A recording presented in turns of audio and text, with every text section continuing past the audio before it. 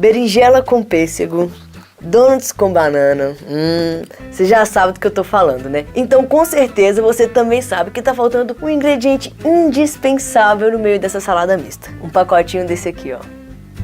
Temas de buena.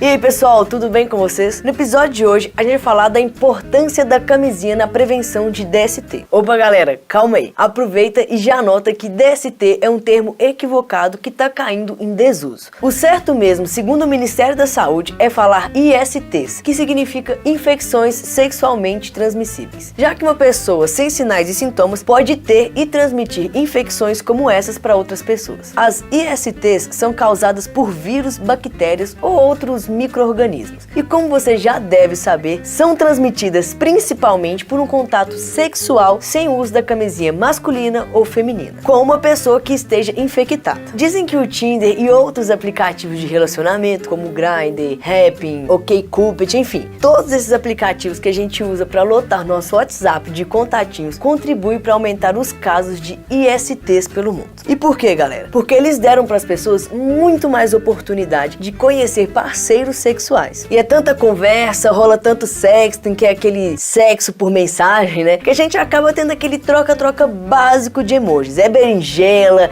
pra lá é pêssego, donuts, banana, pera, uva, maçã ou salada mista? Salada mista!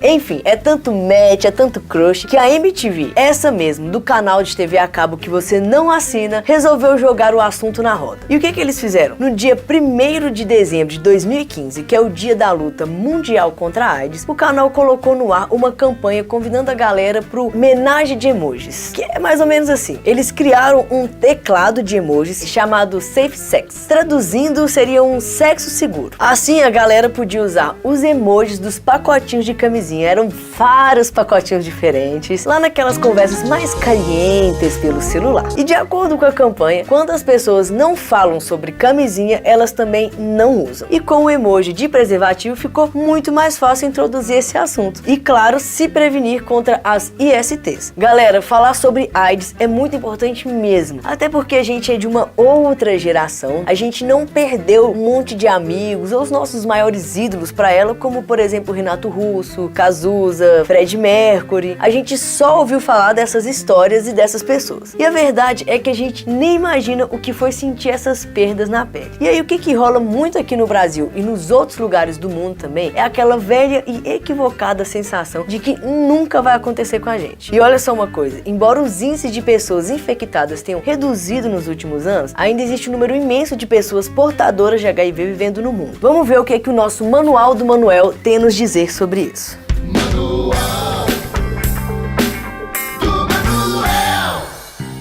Uma matéria da revista científica The Lancet, publicada em 2018, revelou que, de acordo com a ONU, cerca de 37 milhões de pessoas em todo o mundo convivem com o vírus HIV. Além disso, há cerca de 1.800.000 novos casos todos os anos. Já no Brasil, de acordo com o último Boletim Epidemiológico de HIV/AIDS, publicado pelo Ministério da Saúde em dezembro de 2017, mais de 880.000 pessoas convivem com o vírus.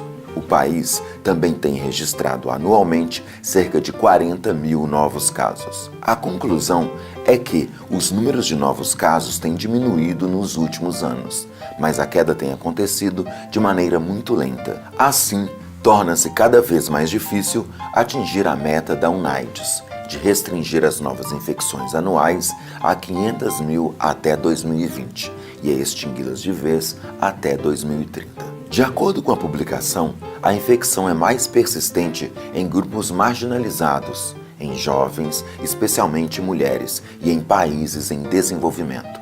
Em todos esses casos, as populações também têm mais dificuldade de acesso ao tratamento.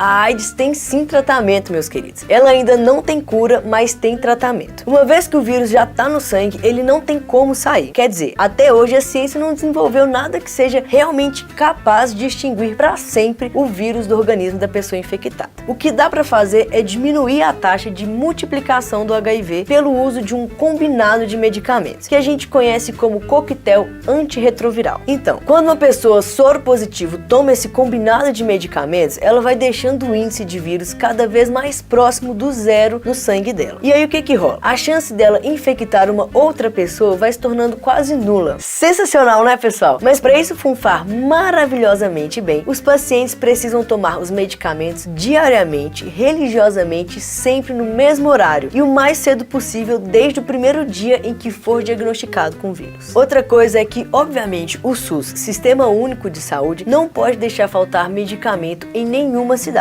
E ele deixa? Pior que deixa. Direto a gente vê reportagens de atraso na entrega ou até de escassez da matéria-prima. É no Rio de Janeiro, Distrito Federal, Minas Gerais. Isso é um erro muito grave, porque os pacientes eles voltam a ter uma carga viral reativada e isso vai comprometer a saúde dele e de outras pessoas. E esse descuido não é só no Brasil não. Vários outros países também deixam faltar medicamentos para a população. E aí fica difícil bater qualquer meta, né, galera? Outra coisa que complica muito a situação são as infecções mais recentes entre os jovens de 15 a 19 anos. Eu tava lendo aqui no manual do Manuel que, de acordo com o relatório da UNICEF de 2017, meio que tem uns 30 jovens que se infectam a cada hora. E desses 30, 20 são meninas. Isso acontece com populações mais vulneráveis e marginalizadas, tipo na África do Sul e na Índia, onde tem o maior número de pessoas soropositivas. Isso rola porque lá as meninas começam a vida sexual muito cedo. É um caos. Elas não só são forçadas a se relacionar com homens mais velhos, como também elas não se sentem capazes de dar um fim no que estão vivendo. Elas se sentem impotentes, passam por situações de pobreza, dificuldade de ter com quem se aconselhar e por aí vai. Tem até um filme sul-africano muito bonito que fala sobre isso. Foi indicado ao Oscar em 2005, chama Yesterday. Ele conta a história de uma mulher de uma aldeia africana que descobre que tem AIDS. Ela era fiel ao marido, mas ele vivia pulando a cerca, né? E as cenas lá do filme mandam a real sobre o que as mulheres lá da África precisam encarar. Situações de discriminação, sexismo e medo. É complicado, viu, galera? E outra coisa é que é importante a gente deixar claro que a AIDS não é a única vilã. Tem muitas outras doenças, ou melhor, infecções sexualmente transmissíveis que não param de aparecer. Olha só.